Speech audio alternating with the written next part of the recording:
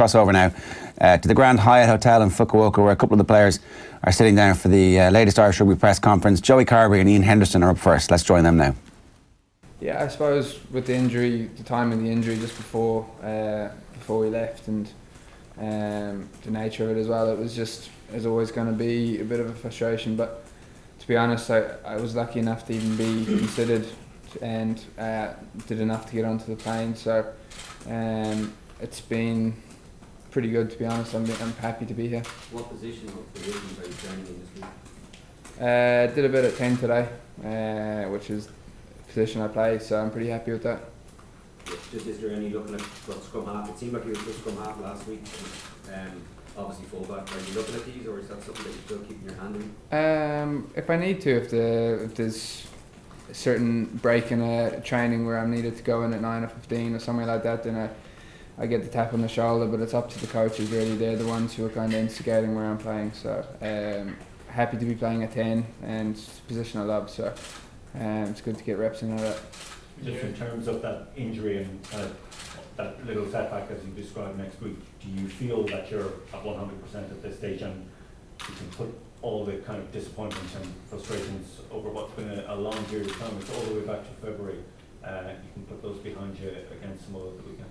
Yeah, hopefully. It has been quite a frustrating year with injuries and stuff, but no, I think I'm fully back now, and I feel back to myself as I was. So that's a huge confidence boost for me, and I suppose I can just get back out there and do what I've been doing.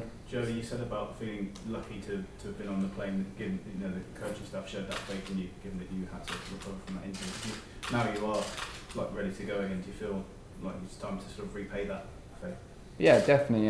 They showed a lot of faith in me, and I'm very grateful for it. So I want to go out and do the job and show them that they weren't wrong. So yeah, definitely, it's in the back of my mind. Besides the injury, were you in the form of your life in the gap in between all of this? Yeah, I think things were falling into place. It was I was getting a lot of game time, and I was kind of getting to the swing of things. So the injuries were a bit frustrating, but it just shows that with game time and consistency at the position I'm playing at, then I can get a lot better. So hopefully now, touch wood, everything I stay injury free and kind of push on from there. Do you feel like your game at 10, because that run from, was it January on right through to Munster, just at half, can you talk to us a bit about how you evolved in the half in that period of time?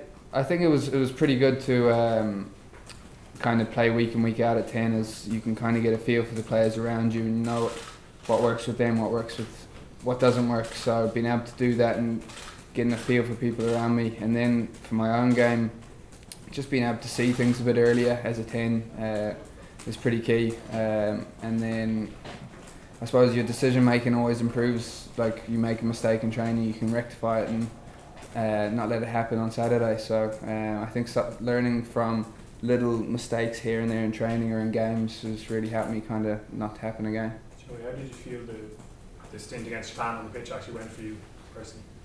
I was a bit rusty, I felt. It was obviously very tough though. Japan were putting us under immense pressure, and they kind of closed all our options off and suffocated us a bit. So huge credit to them, because we couldn't really do much about it. So yeah, it was pretty disappointing, and obviously to come out on the wrong end of it was pretty tough to take.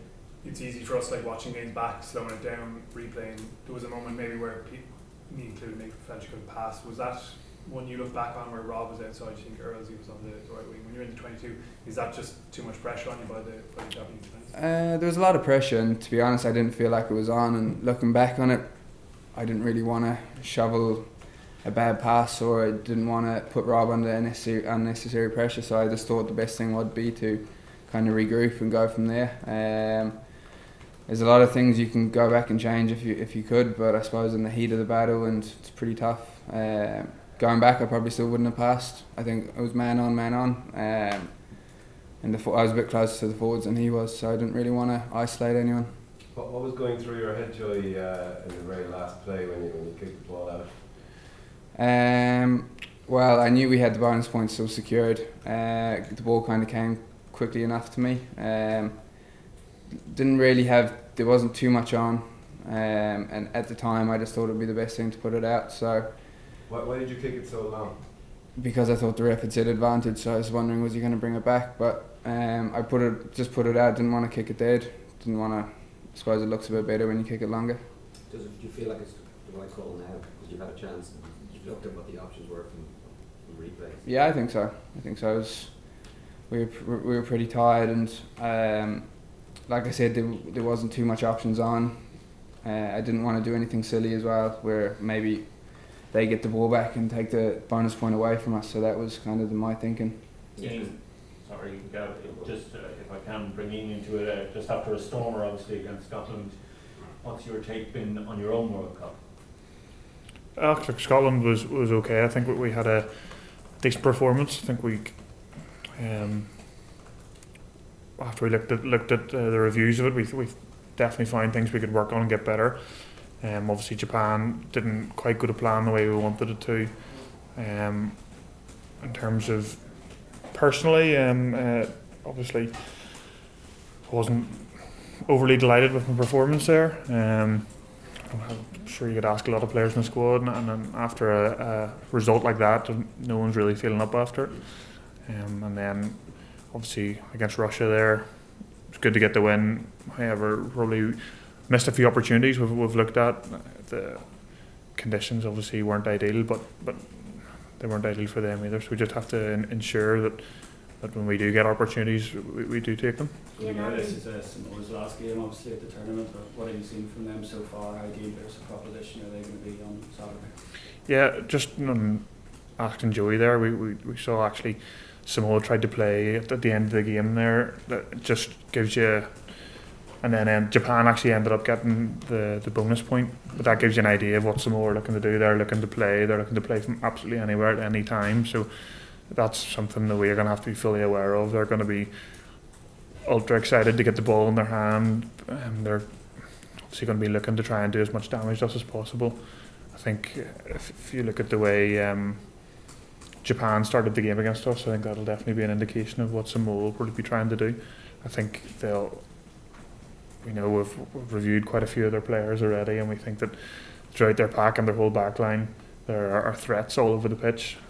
We just have to be very wary of that and not do anything out of the ordinary for us. Ian, did you feel the heat in the second half of that game against Japan? Like, as in we suck in diesel, and also do you feel like the conditions have changed, so that won't be the case anymore?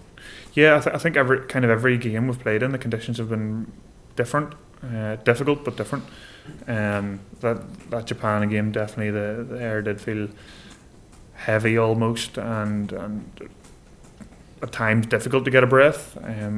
That's probably a combination of, I don't know, heat, humidity, tiredness, it being a very fast-paced game. So a number of those factors have played a part. But like I just said there about the previous team, it's the same conditions for them. So you can either front up and adapt to what the conditions are, or look back at them as an excuse. What's that like? Is it just like hell when you can't help? It's just trying to get a breath, and we've had a few training sessions out in brutal enough conditions in the middle of the day, and I think it's kind of one of the things that we had tried to prepare for back home with the water loss, being dehydrated and sweating a lot, warm weather camps, but nothing is quite compared to what it has been. Does it make it more difficult to play like a forward-based game like we saw against Scotland? What you can do in the type 5 can just go to time, but like a lot of the teams that are having more success in those conditions seem to be getting the ball just very, very quickly out to the back. Yeah, I think us playing Scotland, maybe it might have been kind of both teams trying to do a similar thing, whereas when you come up against a team that is trying to play it a bit wider, and maybe if you're not that we weren't ready for it, but if you're maybe not as prepared for it, you don't have the best outcome. A lot of teams do. The teams that are throwing it around a bit seem to be getting a bit more of the interesting play, let's say, but generally people who do throw it about a bit do look a bit more interesting. Sorry, Andy said that you can tell it's getting into the business end of the World Cup now. I just wondered, you talked about the personal best maybe in the gym and stuff this week. have you noticed the dynamics change a bit? Has it ramped up a bit this week? Yeah, no, I definitely think that obviously when you get towards the back end of the World Cup, obviously it's all knockouts, but for us I kind of feel like that's almost started maybe a week earlier than we potentially would have liked it to, which is obviously upped all the intensity across kind of trainings, meetings, reviews. You see everyone putting in a wee bit of extra time just here and there, whether it be a bit of video analysis or a bit of extras in the gym before we're out to pitch, just to kind of making sure everyone's right and everyone's getting as nailed on as possible for the weekend. And you can feel that having built throughout the weeks, and I suppose all we can hope for is that this all comes to fruition at the weekend. Okay, thank you. Cheers. Thank you. Thanks.